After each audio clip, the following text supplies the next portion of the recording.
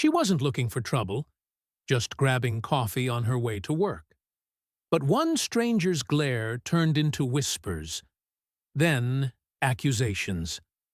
And suddenly, the quiet morning erupted into chaos. A crowd gathered, cameras rolled, and the truth got twisted faster than she could speak. What began as a normal day became a battle for her dignity and her safety. But here's the chilling part. This wasn't an isolated incident. How did a simple moment spiral into a national outrage? And who really paid the price? It started as just another morning.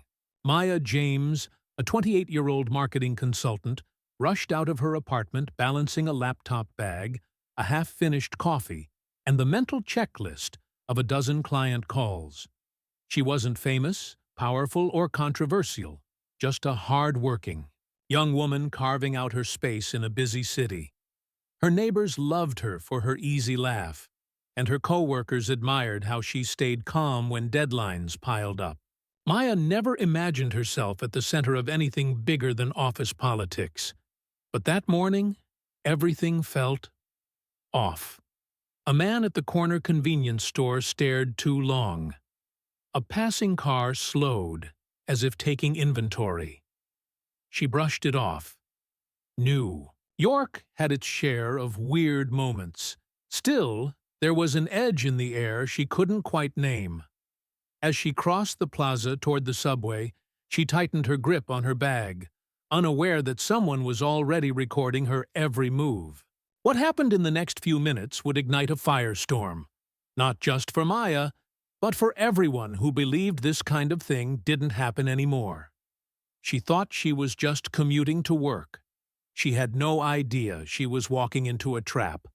Maya swiped her Metro card and stepped onto the crowded platform, letting the hum of the morning commute wash over her. But something felt wrong. Eyes followed her, sharp and unblinking. She tried to shrug it off. New York was full of stares, but these weren't curious. They were hunting. A man in a gray hoodie pulled out his phone, angling it toward her. She turned away, heart thumping. Then another stranger whispered into a headset, glancing at her with a smirk. The air felt heavy, electric. She told herself it was paranoia, until she heard her name. Maya James. "Stop right there!" The voice boomed across the platform. A uniformed transit officer pushed through the crowd, flanked by two men in plain clothes. Commuters froze, phones came out, and in seconds, every eye was on her. "What's going on?" she stammered, but her words were swallowed by the officer's bark. "Hands where I can see them!" Panic surged through her chest. She raised her hands, but the men closed in fast, shouting orders she couldn't process. A woman nearby gasped. Someone muttered, "What did she do?" The whisper spread like wildfire, rumor replacing truth. Before it even began, one of the plainclothes men grabbed her bag. "We have reason to believe you're carrying stolen property." Stolen property? Maya could barely speak. "That's not. This is my laptop. I'm just going to work." But reason didn't matter. They yanked the bag open, tossing papers onto the grimy platform. Maya tried to explain, but their voices drowned her out, louder, harsher, feeding the crowd's suspicion.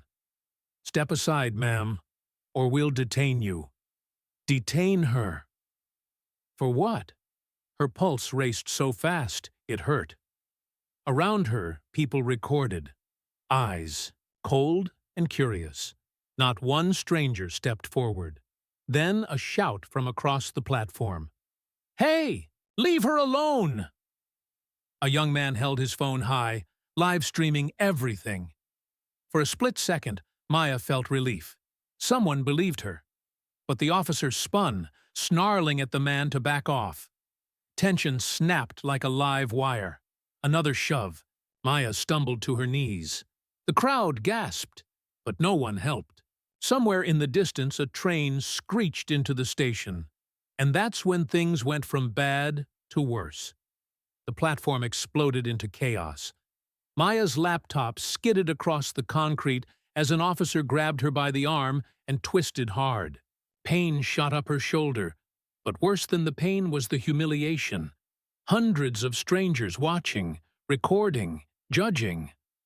"I didn't steal anything," she cried, her voice cracking. But the words sounded small against the roar of accusation. Then came the worst blow. One of the men in plain clothes held up a gold watch. "Found it in her bag!" he shouted. Gasps rippled through the crowd. Maya's mind spun. She had never seen that watch before. It was planted. "No, that's not mine!" she screamed, but her protest was drowned out by the officer's bark. "You're under arrest." A knee pressed into her back as cold steel bit her wrists. She could barely breathe. Cameras hovered closer. People murmured, some shaking their heads, others smirking, as if they already knew the ending. Maya's heart pounded so hard it hurt.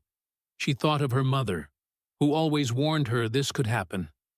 She thought of every headline, every name that never got justice. "Please," she whispered, eyes burning. "I didn't do anything." The officer didn't look at her. He didn't have to. To him, she was already guilty. Somewhere above the noise, a voice cut through. "Let her go! I have proof!" The man with the live stream was shouting, holding his phone high. But no one listened. The train screeched out of the station. Maya was hauled to her feet, wrists bruising under the cuffs, the crowd's gaze heavy like a sentence already passed. In that moment, she realized this wasn't just about a stolen watch, or even about her. It was about every person who never got the chance to prove their innocence. And now, the whole world was watching. Hours later, Maya walked out of the precinct, wrists aching from the cuffs, face streaked with tears, but free. The live stream had gone viral in real time, exposing every second of her humiliation. The stranger's video showed the watch being slipped into her bag, and within minutes, the truth was undeniable. The officers who accused her were suspended, but for Maya, that felt hollow. Freedom didn't erase the fear that settled deep in her bones. She kept replaying it, how quickly a normal morning turned into a nightmare, how no one in that crowd had stepped forward until a camera forced them to. In the days that followed, her name trended online. Support poured in from strangers, while others dismissed her as another headline. But behind every share and every comment, Maya knew this was bigger than her. This wasn't just a single act of injustice. It was proof of how easily an innocent life could be shattered by bias and power. She went back to work, but the world felt different. Every stair on the subway carried a weight. Every siren made her heart race.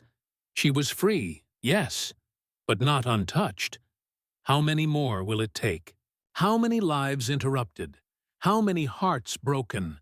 Before this stops being just another story. Maya's ordeal ended that day, but the fight for dignity, for safety, for simple humanity goes on.